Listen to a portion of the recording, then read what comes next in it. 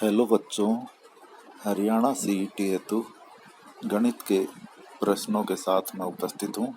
ये प्रश्न Delhi police, air force, SSC, MTS, CHSL आदि के लिए भी उपयोगी रहेंगे। तो आइए प्रश्नों को शुरू करते हैं। पहला प्रश्न है, दो रेलगाड़ियाँ एक ही समय चलना शुरू करती है, एक ए से बी की ओर एवं दूसरी बी से ए की ओर। यदि पहली एवं दूसरी रेलगाड़ी एक दूसरे को पार करने के क्रमशः 4 घंटे एवं 9 घंटे बाद अपने गंतव्य स्थान क्रमशः बी एवं ए पर पहुंचती है, तो उन दोनों रेलगाड़ियों की गतियों का क्रमशः अनुपात क्या होगा। तो इस सवाल को हम शॉर्टकट से करेंगे। तो 4 और 9 घंटे दिए ना, तो इनको आप पलट कर लिख लीजिए। 9 और 4, 9 घंटे और 4 घंटे पलट कर लिख लिया हमने। और अब इनका वर्गमूल आप ले लीजिए 9 और 4 का। तो 9 और 4 का वर्गमूल कितना आएगा? 9 का 3 और 4 का 2, तो 3/2 यानी 3:2। ऑप्शन 20 का सही उत्तर हुआ। तो ये हमने शॉर्टकट लगाया, ये आप रट कर याद रखिए कि किस प्रश्न में हमने ये लगाया है। अगला प्रश्न है, एक कार का ड्राइवर एक बस को 40 मीटर आगे पाता है, परंतु 20 सेकंड के बाद बस उससे 60 मीटर पीछे हो जाती है। यानी 20 सेकंड में कुल मिलाकर कार ने बस से 40 मीटर और 100 मीटर ज़्यादा दूरी तय की है। यदि कार की गति 30 किलोमीटर प्रति घंटा है, तो बस की गति क्या होगी? कार एवं बस की लंबाइयों को नगण्य माने।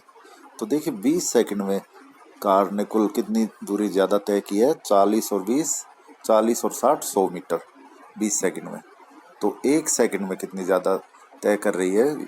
उसकी जो चाल है वो 1 सेकंड में कितनी ज़्यादा है? 100/20, 5 मीटर। और 1 घंटे में कितनी ज़्यादा है? तो 5 मीटर प्रति सेकंड है। इसे किलोमीटर प्रति घंटे में बदलने के लिए किससे गुणा करेंगे हम? 18/5 से। तो 18/5 से आप काटिए, तो 5 से 5 कट गया, 18 किलोमीटर प्रति घंटा कार की गति बस से ज़्यादा है।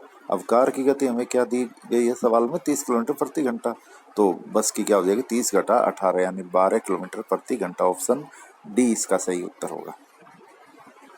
तीसरा प्रश्न, एक व्यक्ति 4% साधारण ब्याज की दर से 2 वर्ष के लिए 5,000 रुपये उधार लेता है और उन्हें तुरंत 6.25% की दर से किसी अन्य व्यक्ति को उधार दे देता है। इस लेन देन में उसे कितना लाभ होगा? इन 2 साल में कुल कितना लाभ हुआ, ये हमें ज्ञात करना है। तो देखिए उसने ब्याज जो दर, जिस दर पर 5,000 रुपये की राशि ली है 2 वर्ष के लिए, वो है 4%। और फिर किसी को आगे उधार दिए, वो किस दर पर दिए? 6.25%। तो 4 और 6.25% का अंतर कितना हुआ? घटा लीजिए, तो 2.25% आ गई। 1 साल का 2.25% से लाभ हो रहा है, जो जितनी राशि उसका। और 2 साल के लिए दिए, तो 2 साल में कितना हो जाएगा? 2.25 गुणा 2, 4.5%।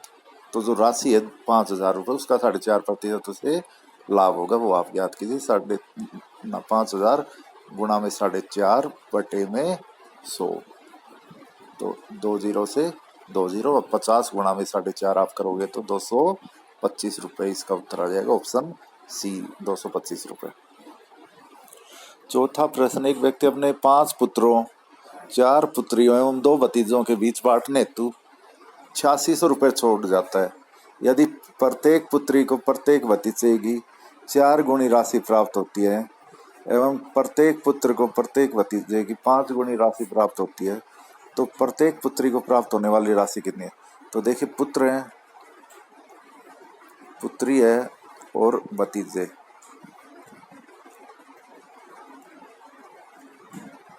ये है।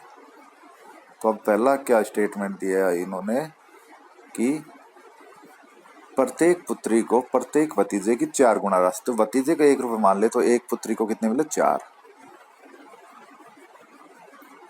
एवं प्रत्येक पुत्र को प्रत्येक भतीजे की 5 गुना। तो भतीजे को 1 माने, तो पुत्र को उससे 5 गुना, प्रत्येक को 5 रुपये मिलेंगे। ये आ गया हमारे पास। अब पुत्र कुल कितने हैं? 5। तो 5 पुत्रों को कुल कितना मिला? 5-5 के हिसाब से 25। पुत्रियां कितनी है? 4। तो 1 को 4, तो 4 को कितने मिले? 16। और भतीजे कितने? 2। तो 1 को 1 मिला, तो 2 को 2। इस अनुपात में 25:16:2 अनुपात में हम ये राशि बांटेंगे। अब हमें पूछा है कि प्रत्येक पुत्री क्या मिलेगा, तो 4 पुत्रियों को कितना मिलेगा? वो 16 अनुपात के बराबर 4 पुत्रियों होगा, तो 8600 गुणा में 16 बटे में अनुपाती योग 25 जमा 16 41 और 2 43। अब 43 से 86 को काटोगे 2 पे पूरा कट जाएगा 200। तो 200 गुणा में 16। ये तो हुआ 4 का, तो 1 का कितना हो जाएगा, यहीं पे इसे 4 से भाग कर लीजिए। तो 50 गुणा में 16 यानी कि 800 रुपये इसका सही उत्तर आ जाएगा। एक पुत्री को 800 रुपये मिलेंगे। 5वां प्रश्न है, एक समलंब चतुर्भुज का क्षेत्रफल 336 वर्ग सेंटीमीटर है। यदि इसके समांतर भुजाओं का अनुपात 5:7 है और दोनों के बीच की लंबवत दूरी 14 सेंटीमीटर है, तो समांतर भुजाओं में छोटी भुजा कितनी है वो हमने ज्ञात करनी। तो समलंब को इंग्लिश में क्या कहते हैं, ट्रेपीजियम। तो ट्रेपीजियम में 2 समांतर भुजाएं होती है और 2 असमांतर भुजाएं, और इसका जो क्षेत्रफल का सूत्र क्या होता है, 1/2 गुणा में समांतर भुजाओं का योग। समांतर भुजाएं हैं जो ये, इनका समांतर भुजाओं का योग और गुणा में उनके बीच की दूरी, ये फार्मूला होता है।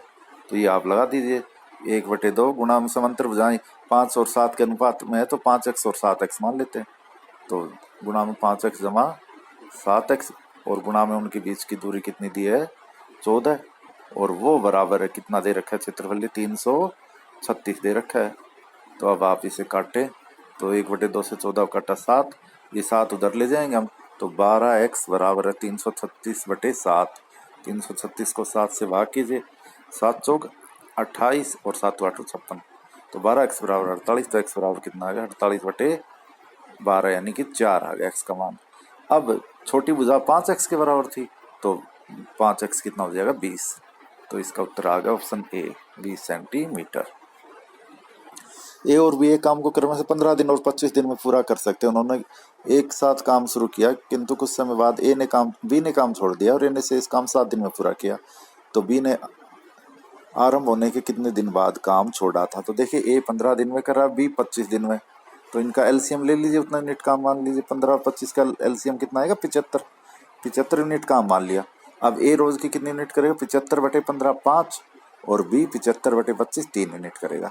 अब आखिर के जो 7 दिन है वो ए ने अकेले काम किया, तो ए 7 दिन में कितनी यूनिट करेगा, 7 5 35, और बाकी यूनिट है उन दोनों ने मिलकर की है, तो बाकी यूनिट कितनी बची, 75 में 35 माइनस कीजिए, 40 यूनिट।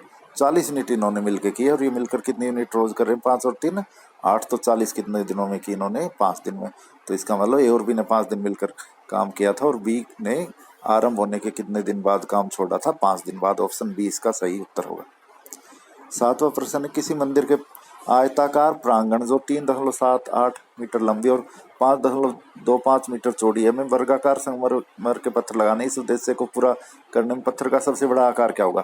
तो ऐसे में हम क्या करेंगे, 378 सेंटीमीटर बन गई, जो लंबाई और चौड़ाई है 378 और 525, इनका एचसीएफ निकाल लीजिए। 525 को 378 से भाग करके आप भाग विधि से निकाल लीजिए। 378 से करेंगे आप, तो पहले कितने में गया, 1 पे, 378 एकम 378। अब बचा शेष कितना, 7, और इधर 11 में से 4 और 1, 147 से 378 को भाग कीजिए। एचसीएफ निकाल रहे हैं हम भाग विधि से, जैसे बच्चे 5वीं छठी में करते हुए। अब ये 2 पे गया, तो 294। अब कितना शेष बचा, 84, और इसी तरह आप करते रहेंगे, तो आखिर में इसका आंसर, अब 1 पे गया, 84 कम 84, 63 शेष बचा। अब 84 को 63 से भाग कीजिए, तो 63 एकम 63 बचा 21, और 63 को 21 से करेंगे अब हम, तो 21 63, तो कुल 21 एचसीएफ आ गया इसका। तो इसका सही उत्तर क्या आ गया, ऑप्शन सी, 21 सेंटीमीटर। 8वां प्रश्न, एक व्यक्ति प्रतिदिन प्रातः भ्रमण के लिए चलता है। प्रथम दिन उसके द्वारा तय की गई दूरी 4 किलोमीटर है। इसके बाद वह प्रतिदिन पिछले दिन की तय की गई दूरी की आधी दूरी तय करता है, तो उसके द्वारा पूरे जीवन में तय की गई दूरी, अधिकतम दूरी क्या होगी। तो पहले दिन 4 किलोमीटर, अगले दिन आधी मतलब 2, अगले दिन फिर इसकी आधी यानी 1, और अगले दिन फिर 1 की आधी 1/2, और फिर इसी प्रकार वो चलता रहेगा, 1/4 आधा करते जाएंगे, और इसी प्रकार। तो ये क्या बन रही है, जीपी बन रही है, ज्योमेट्रिकल प्रोग्रेशन, यानी कि गुणोत्तर श्रेणी। तो इसका हमें योग ज्ञात करना है, और यहाँ पर ए कितना है, जो प्रथम पद है वो ए है, वो कितना है 4, और आर कितना है, जो रेशियो है कॉमन इनमें, वो आधी आधी हो रही है, तो आर कितनी है, 1/2। तो अब हमने जो सम याद करना है, इसका सम का फार्मूला क्या लगाना है, वो ए अपॉन 1 माइनस आर, ये आप लगा लीजिए। तो ए कितना 4 अपॉन में 1 माइनस 1 अपॉन 2, एक में से आधा घटाओगे तो आधा बचेगा, तो 4 बटे आधा आया तो बटे में गुणा करेंगे तो 2 बटे 1, तो 4 दूना 8 किलोमीटर। ऑप्शन सी इसका सही उत्तर होगा।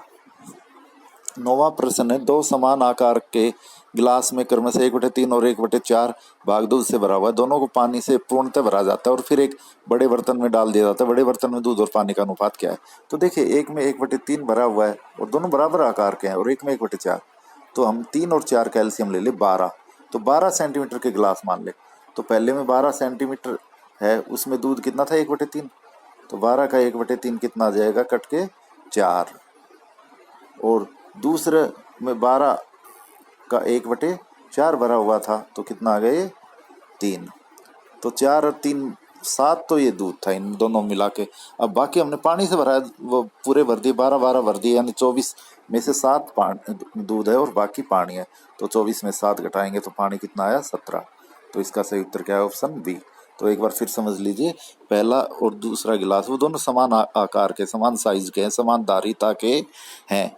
तो पहला 1/3 भरा हुआ और दूसरा 1/4, तो 3 अपॉन में है पहले में और दूसरे में 4, तो इनका एलसीएम कितना आएगा 12। हमने 12 लीटर के ये गिलास मान लीजिए कि पहला गिलास भी 12 लीटर का और दूसरा 12 लीटर का। अब पहले में 12 लीटर में से 1/3 दूध था, तो 12 का 1/3 कितना आया, 12 गुणा में 1/3 काट लीजिए 4 लीटर, और दूसरे में 1/4 था तो 3 लीटर, कुल 7 लीटर दूध आया। अब दोनों 12 के थे, पूरे पानी से भर दिए, कुल 24 हो गए, तो वो जो बड़े बर्तन में उड़ेले, जब 24 में 7 दूध है तो बाकी 24 में 7 घटाने पर 17 पानी आया। Option B. 10वां प्रश्न, संख्याओं 3, 11, 19, 27 और इसी प्रकार हम चलते जाएं तो 163 तक के जोड़ ज्ञात करना हमने, योग करना हमने। तो देखिए, इनमें हर एक में क्या है, ये एपी है, हर एक में 8-8 का अंतर है। 11 से 3 घटाओगे तो 8, 19 से 11 घटाया तो 8, 27 से 19 घटाया तो 8, तो ये एपी है। तो इसके सभी पदों का योग ज्ञात करने के लिए हम पहले क्या करें, कुल कितने पद है ज्ञात करें।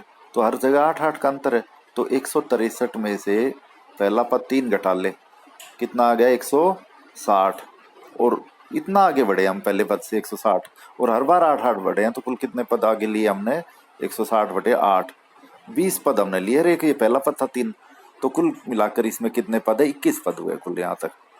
तो इन 21 पदों का जोड़ ज्ञात करना है। अब हम पहला काम क्या करें, एपी के अगर प्रथम पद को और अंतिम पद को जोड़ ले और उसका आधा कर ले तो औसत आ जाएगी इस एपी की।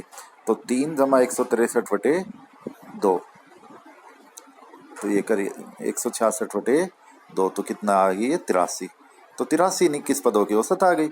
अब इनका जोड़ ज्ञात करने के लिए 83 को 21 से गुणा कर लीजिए, 21 63, और 21 8 168 और 6 174, यानी ऑप्शन ए इसका सही उत्तर आ गया।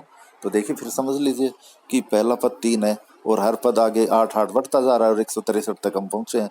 तो हम पहला काम हमारा ये है कि ये कुल कितने पद है ये ज्ञात करें। तो 163 में से 3 घटा लिया, तो 160 हम आगे बढ़े हैं, कुल हर बार 8-8 आगे बढ़े हैं, तो कुल 20 पद आगे बढ़े हैं, और एक पहला पद 3 था, तो कुल 21 पद हैं।